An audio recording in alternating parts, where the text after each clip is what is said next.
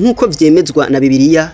Yezu n'umwana w'Imana, ni Imana mwana umwe mu bagize ubutatu bweranda, niwe jambo yamyeho, yariho n'imbere y'iremwa, kuko vyose vyaremewe kuri we kandi vyose vyaremwe nawe, nk'uko vyandikwa mu Injili ya Yohana.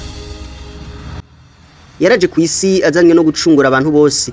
Mu kuza ku isi yigize umuntu, yambara umubiri w'umuntu, yavutse avyawe na Mariya, kunda yari yasamye ku bubasha bwa mutima mweranda. Ibi vyose usomye Bibiliya urabisangamwo. Ariko ico Bibiliya idashoka idondora nuko gushika isaha y'uno munsi igenekerezo nyezina no kuvuga umunsi, ukwezi n'umwaka Yezu yavukiyeko bitaramenyekana, kuko Bibiliya itabitomora neza. Ari nayo mpamvu ari kimwe mu bikomeje gutera impari hagati y'abemera Yezu Kristu bari mu idini rya Christianisme, kuko badahuriza ku itariki y'amavuka ya Yezu Kristu gushika mu kinjana ca gatandatu, aho umuhinga akaba n'umumwane Denis Le Petit yagerageza guharura intango y'igihe c'abakirisu ère chrétienne, aciyemeza ko Yezu Kristu yavutse mu mwaka wa rimwe, ariko nawe nyene akaba atatomoye umunsi n'ukwezi Yezu yavukiyeko.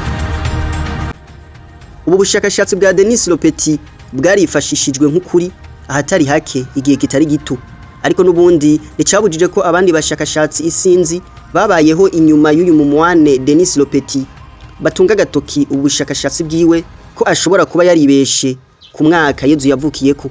Ivyatumye riho baca bakomeza gucukumbura mu mateka gushikaho aba bashakashatsi bo mu gihe ca none bahuriza ku kwemeza ko Yezu atavutse mu mwaka wa rimwe. No kuvuga ko umwaka wa rimwe udahura n'ivuka rya Yezu, ahubwo abo bahinga mu vyakahise bagereranya ko Yezu ashobora kuba yavutse hagati y'umwaka w'indwi n'umwaka wa kane, imbere y'umwaka wa 0, no kuvuga hagati ya -7 na -4.